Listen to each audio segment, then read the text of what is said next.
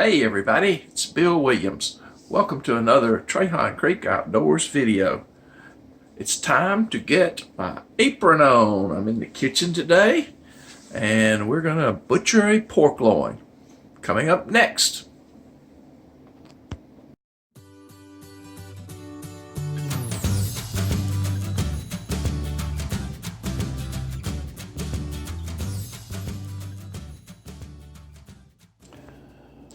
First, when it comes to buying a pork loin, a whole pork loin, this is what you will get. Let's see if we can get it back a little bit.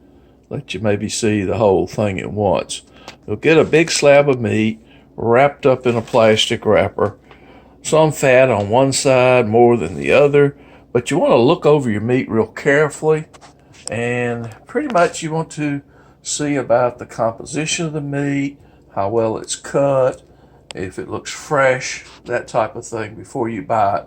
This was from a big truckload meat sale, and the price per pound was less than what Sam's Club sells it, so I couldn't grab it fast enough. This is priced, as you see, at $1.49 a pound, and it is a nearly 9-pound slab of meat, 8.91 pounds, costing me $13.28.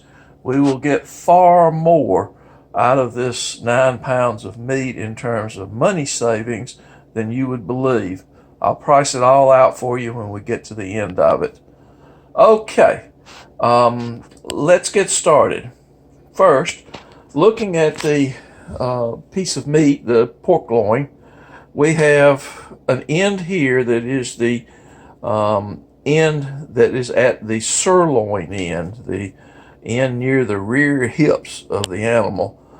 Along further on up, you get into the center portion of the meat, and then down on this end, you get the end that is down at the pork shoulder, the front shoulder. This piece from roughly about here back, this piece from going across like that, is called the blade end. Next piece down, which is about this distance, maybe to roughly about, roughly about between those 2 points right there, is the center rib portion. From that point on over is a next piece that is a center loin, and then the back portion here is the sirloin sirloin end, some people call it. And they can go by different names, but this is basically the way most people divide that particular slab of meat up. Okay, next I'm going to open this up, and we're going to turn it over and reverse it so that the blade end is to my left, the shoulder, sirloin end, is to my right, blade end is to my left. Let's get it open. Before I do that, I might show you something. This is possibly something that would help you in your meat cutting. You can use this to sort of get a guide as to where you might want to cut before you open it. Just kind of sort it out maybe. And you might cut, say, a sirloin roast off of this end, starting about right there. You might cut a blade roast, coming back about 5 inches or so, somewhere around right there.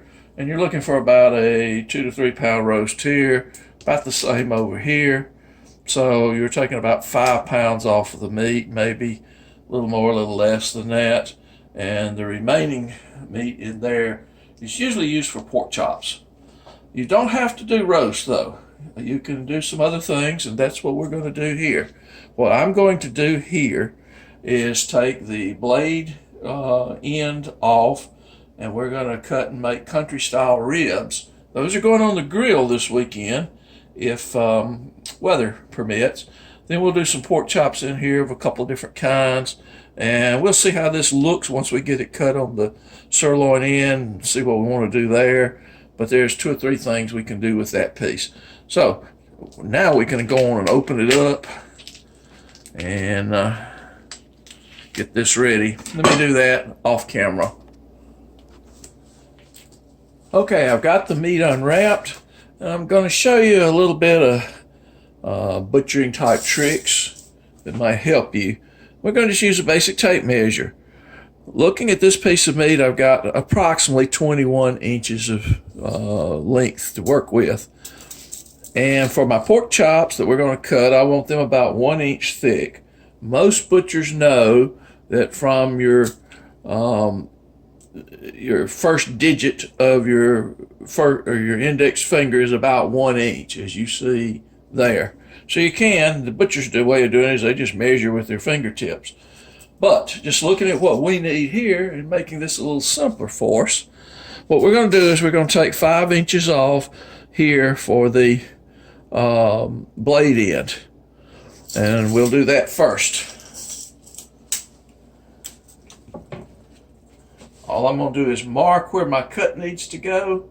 We'll make the cut in a minute, but we'll mark where it needs to go right like this. Just kind of open it a little bit where you can see what it's doing. Okay. Now, we're going to do about the same thing on this other end, which is our sirloin end, and we're going to take, roughly speaking, 5 inches off of that end too. And we're just going to make another little cut to just show ourselves what we've got. Now that's what we have right now. Sirloin end, blade end, and our center section. Remember, we have center ribs over here. We have the center loin over there. So if you took this thing right in the middle, which is somewhere around 10.5 inches, something like that, that would be the midsection right there. And you can see 4 pieces of meat a little bit better now. Again, sirloin, center loin, center ribs, and blade end. So we will make this center section our pork chop section. As I say, let's do the rib section first. We're going to cut the 2 end pieces off and then go to butchering. From a sanitation perspective, you want to stay sanitary with your pork. It is very important. Make your cuts, just go down and across with a sharp knife. You do need a sharp knife. You may have a little bit of touch up there to do. Do the same thing here. You just go down and across like that, and your pork should separate out pretty easy. So we have our 2 sections like that, and our centerpiece here for the chops. All right, now you can just make these as roasts, wrap them up, put them, and make great pork roast. We're going to work on this blade end first here, and we're going at it this way. Blade end has a little muscle coming across here. You can probably see that in the camera, a little darker meat there, and then the main meat color right there. What we're going to do is take this good thick piece here, and we're going to chop it in the center. If you can kind of get it about like that. Now, you don't have to hold it in your hand. You can set it down flat. I know what I'm trying to do here is just get this cut started so that it can be proportional, and then we'll make the cut go all the way on through. Roughly about like this. By the way, I have chilled this meat in the freezer for about 2 hours.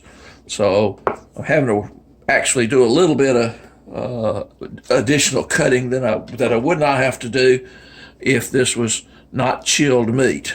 It's not frozen, but it's firm. So anyway, we get 2 sections that look like that. Those 2 sections, remember, coming off the blade end. What we're going to do is make some country style ribs. We want these things about 1 inch thick, something like that.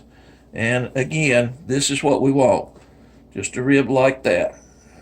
Same story again. You can kind of, if you're not real good at eyeballing it, you can measure it with your finger. But you can just eyeball it if you're fairly consistent with your vision. All right, and we'll have some area here on the end that should be a little bit of piece left over. Gonna slide that out of our cutting way, have a cutting board underneath this, and we're gonna do the same thing over here on this piece. And by the way, I'm going fairly quickly with this video, so if any of you have questions or comments or need a little extra help, you just feel free to post them below, and I'll be glad to try to do what I can to help answer it. I am not a professional butcher. I'm a real estate broker and an appraiser by trade. So butchering is not my craft. I've not gone through any butchering schools, but this is pretty much how a typical butcher in a store would do. And what you would get in the store would be some meat that looked kind of like that. All of those right there. You would get them wrapped up in a meat tray and sold to you as country style ribs.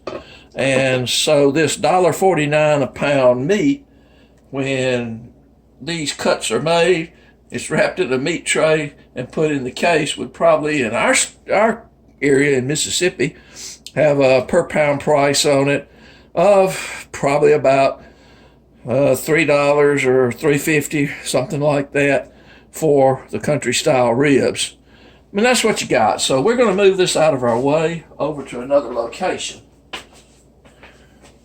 Okay, we're going to then work on this other end here, the sirloin end, and I'm not going to make a roast out of this. We're going to make some little breakfast chops, we'll call them. Okay, a lot of people call them sirloin pork chops, and they're not as flavorful as the center cut. They sell for a little bit less than the center cut would. Again, in our area, center cut pork chops would cost you a minimum of about $4 a pound, probably $4.29, something like that, for the center cut butterfly type pork chops. These would probably be a little bit less. They'd be $3.50 to $3.99 a pound, maybe $3.69, $3.79, something like that. I want these a little bit on the thin side, so what we're going to do is go about 3/4 of an inch maybe. And as I say, I don't normally saw to make my cuts, but this has been in the freezer. This end is not frozen, but it's a little bit on the extra firm side. Plus, I don't have a lot of room to make that cut with the other piece of meat in the way, so we'll just do it this way. Again, this is not how you would see a professional butcher do it. It's just how you see me do it. Now, we're going to get over, those two are probably going to be pretty good, but we start getting into a little lesser quality meat, as you see right in this area. We're going to still make these into chops, and as I say, they make pretty good little breakfast chops if you like a little pork chop at breakfast. They make good sandwich chops if you want to make a sandwich out of them. But that section you're beginning to see here, it gets bigger and bigger as it goes. That's not as tender, not as flavorful. You got to cook these with a little moisture. Maybe, I don't know, you might like them in gravy. Different ways to do it. And this one, we're going to kind of have to trim it from this side back here. Keep your hands and fingers out of the way, okay? Because if you're using a sharp knife, you can take a finger off very easy.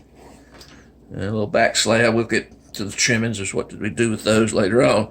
But we got these three that have the increasingly larger areas of more muscle meat, tougher meat, some more gristly areas and so forth in them. Like I say, they will cook up. You can do different things with them. What we're going to do with these is make a little stir-fry meat. And we're going to do that right now like this. We'll trim up a little bit of the area. And I hope you can see this on camera. I like to fix Oriental foods. And a lot of those Oriental foods, like pork fried rice, things of this nature, you need a little pork for it. So this little stir-fry type pork is fairly good for that. And you don't want these things thick. You want them thin like that. And you want to take that extra fat off the end part, trim it off down there. You could also cut this up into chunks if you wanted to, and make pork stew meat with it. That's a good thing. Pork stew is really good, by the way, if you haven't ever had any.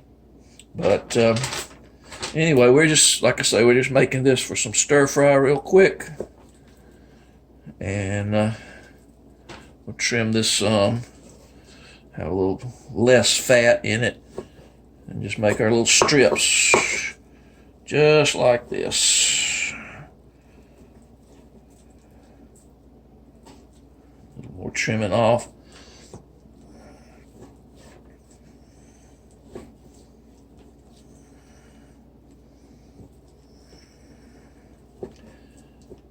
All right, and that's 2 done. Kind of out of the way here. We'll do the 3rd one. Take a little of that fat off. For stir fry, you want thinner meat. The pork will still have plenty of juice in it. Don't worry about that, even though this is a little bit tougher cut of meat. A little more gristle in it. And if you're making it into a pork stew, it really won't matter at all. But as I say, keep them thin, not even a half, maybe about 3/8 of an inch for your strips, something like that. And there's your pile of pork stew meat. We're going to remove that to the other sheet and keep on trucking. Let's move these off too.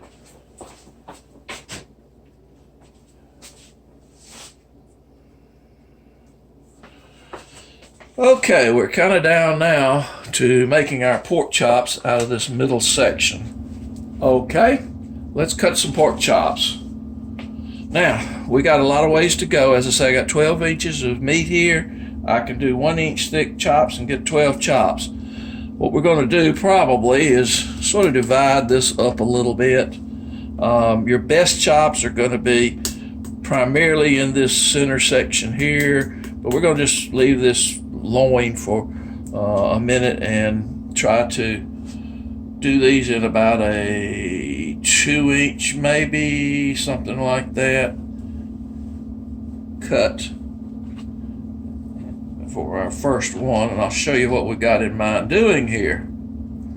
All right, we're not going to have a 2 inch pork chop. Don't get yourself in a tizzy here. What we're going to do instead is we're going to butterfly this pork chop just like you see here. This isn't something that I recommend that a beginner do necessarily until you had a chance to practice it a little bit, especially with a really sharp knife, but you need a really sharp knife. This is not the best knife for butterflying. I got other knives, but since we got this one out and working with it just to keep my cleanup down, we'll work with this knife. Let's move that out of the way. And I think you kind of can begin to get the picture of what's going on here. As we butterfly, we just come on down like that and open the chop up this way. And probably should have trimmed that off to begin with, but there's no giant harm here. You can take it off right now, and it'll do just as well. It's just a little excess fat here. You may want to trim some of that off also. Some people like to have a lot of fat left on their pork chops. Others like them pretty lean. So anyway, that's what your butterfly chop can look like when it's all finished. Just might do a couple more of the butterflies. Those are big chops if you do them that way, but they're really good. If you're a pork chop eater and you like pork chops, so you don't have to eat 2 small ones, you can just take a big one. And we're going to trim this up just a little more so we can have a better pork chop experience.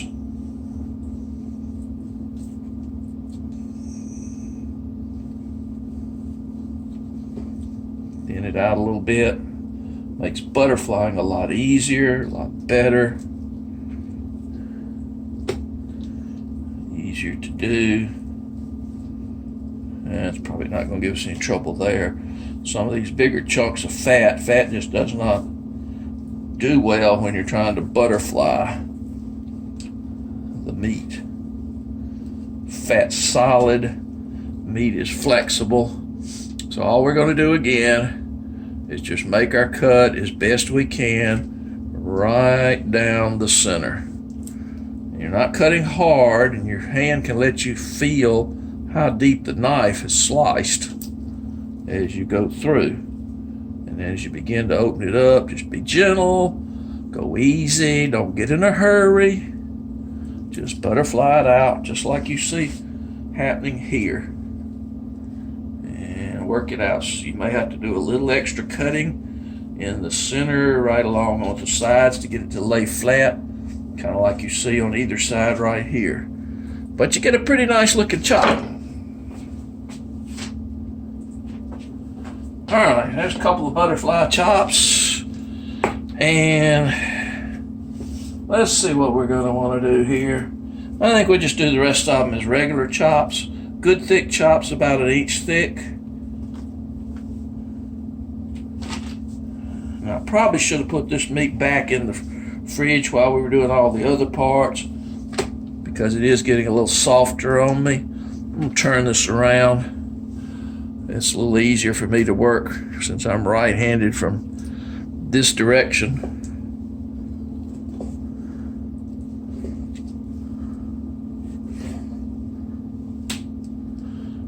And we'll just work these on out into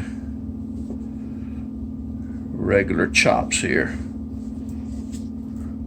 Try to keep your cuts, keep your meat going straight up and down so that you get a fairly even thickness to it. And again, you're shooting for about a 1 inch thick chop. Something like that.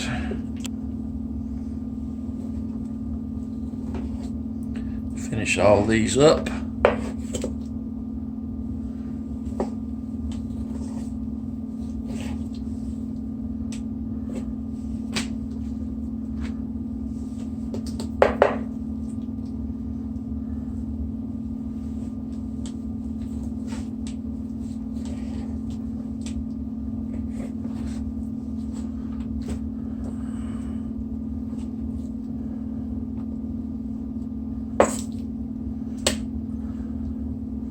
Hope you can still see that pretty well in the camera. Get these things out of the way here.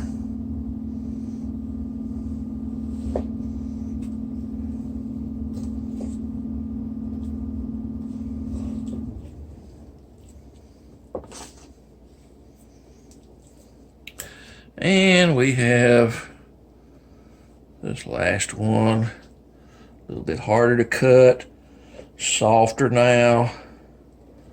And I may not get it as straight as I need to. But if you'll notice in all my cuts, my hand's up here, up above the knife blade. So don't get your hand down underneath the knife blade, people. Be careful with what you're doing. All right. All of this is just waste, basically. Nothing in there to do anything with. But it's not a lot of waste. You might could chop a little section out of here if you just wanted an extra piece for your stir fry, here and there and the other. Really not a whole lot here I would want to fool with. But if you don't like to waste things and you have an animal, cook it up for your animal. They will appreciate it. I cut it for my cat, cook it for her. She loves it. So she'll just get a little treat here. And she's never complained about gristle or anything. All right, so that's what we got. Now from a sanitation standpoint,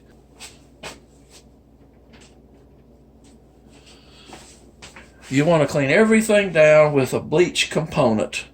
That is absolutely critical. All right, I'm on deglove.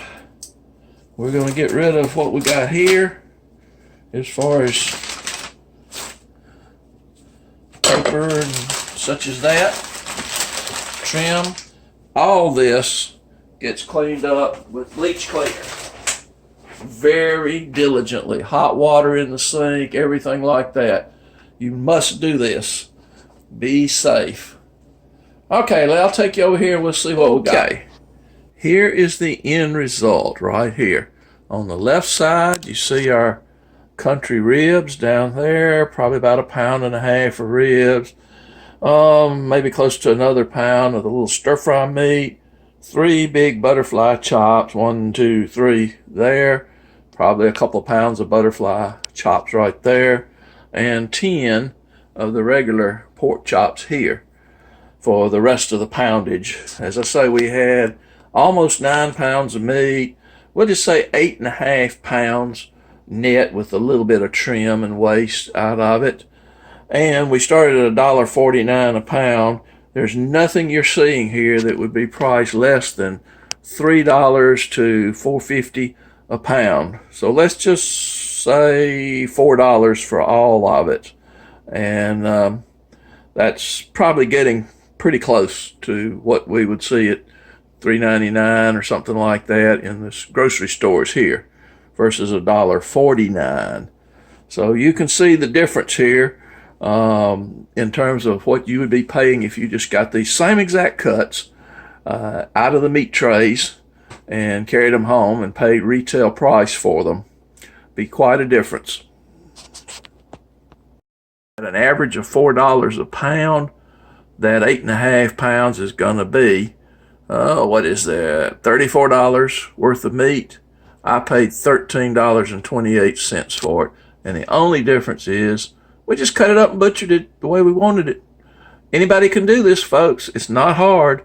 If you're going and buying individual pork chops and so forth like that, you're paying too much and you're not living frugally.